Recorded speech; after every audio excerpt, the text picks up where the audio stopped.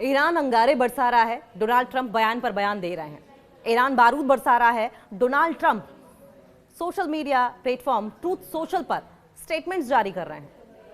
Iran बदला लेने की आग में जल रहा है और उसी तर्ज पर, उसी फ्रीक्वेंसी के साथ अटैक कर रहा है। इजराइल रणनीति बना रहा है। हालांकि अटैक दोनों की ओर से किए जा रहे हैं, लेकिन ईरान को ईरान की जनता का समर्थन मिला हुआ है। अयातुल्ला अली खमनेई के गलत तरीके से हत्या किए जाने का गुस्सा उबल रहा है और यही बदले की आग जो है वो अब अमेरिका और इजराइल को नेस्तनाबूद करने पर ईरान को खड़ा कर रही है सामने लाकर।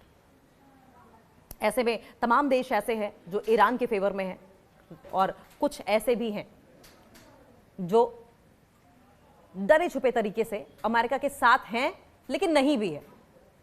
साथ होना मजबूरी है, लेकिन इंसानियत के नाते ईरान के फेवर में है, जिसमें रशिया, चाइना जैसी super power, economic power country जो हैं वो ईरान के साथ खड़ी है। क्या हालात है अमेरिका में? क्या गृह युद्ध की आग में जल रहा है? एप्स्टीन फाइल्स खुल रही हैं, वहां पर प्रोटेस्ट हो रहे हैं, डोनाल्ड ट्रंप पर तमाम सवालिया निशान खड़े किए जा रहे हैं, उन्हें इनह्यूमन बताया जा रहा है, उन्हें ब्रूटल बताया जा रहा है, बर्बैरिक बताया जा रहा है, और उस पर अयातुल्ला अली खमनेई को मौत के घाट उतार देना, इसका गुस्सा दुनिया भर में है। अब ऐसे में सवाल ये उठता है, तमाम तरह की तैयारियां हो रही हैं, अब कौन तैयारी कर रहा है?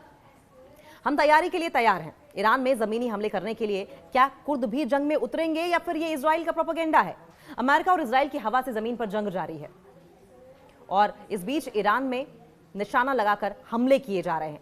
लेकिन अब सवाल उठ रहा है कि क्या जमीन पर भी सैनिक उतर सकते हैं? क्या ट्रूप्स ऑन ग्राउंड उतारे जाएंगे? मुमकिन है, लेकिन ये अमेरिकी सैनिक नहीं हो सकते, क्योंकि अमेरिका में कभी नहीं देखा गया कि अमेरिका में इतना दम हो कि अपने सैनिक उतारे। वो अफगानिस्तान देख लीजिए, अफगानिस्तान में भी प्रोपेगेंडा के तहत वहां पर सेनाएं भेजी गई, फिर वापस भी बुला ली गई।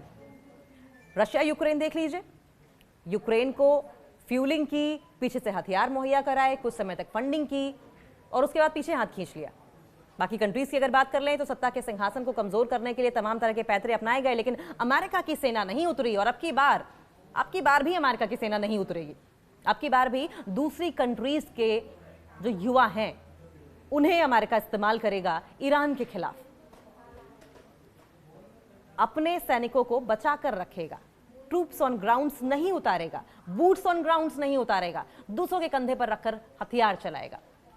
ये बात बाकी कोई समझे ना समझे, लेकिन अमेरिका की जनता तो समझ रही है, क्योंकि जब अमेरिका की जनता या अमेरिका के युवाओं को, युवा सैनिकों को इजराइल के लिए, ईरान के खिलाफ अटैक करने के लिए भेजा गया तो वहां प्रोटेस्ट होने लगे।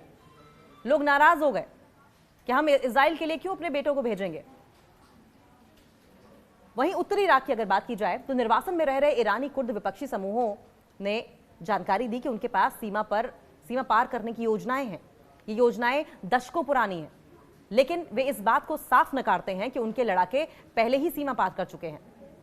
कुर्दिस्तान फ्रीडम पार्टी यानी कि पीएके की हना यजदान पाना का दावा यह है कि उनके समूह के पास सबसे बड़ा सशस्त्र बल है और ये मिलिट्री पावर किसका फायदा कराएगी।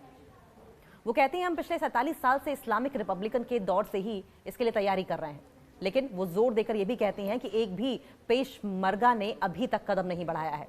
कुर्दिश शब्द पेशमर्गा का अर्थ होता है जो मौत का सामना करते हैं।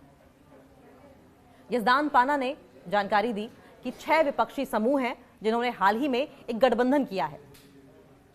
पॉलिटिकल लेवल पर और मिलिट्री लेवल पर भी आपस में तालमेल बनाया है। वो ये भी जानकारी देते हैं कोई भी अकेले नहीं चलता, अगर हमारे भाई आगे बढ़ने वाले होंगे हमें पता चल जाएगा। उन्होंने ये भी जानकारी दी कि उन्हें नहीं लगता कि लड़ाकों की कोई भी गतिविधि इस हफ्ते होगी। सबसे पहले अमेरिका को रास्ता साफ करना होगा।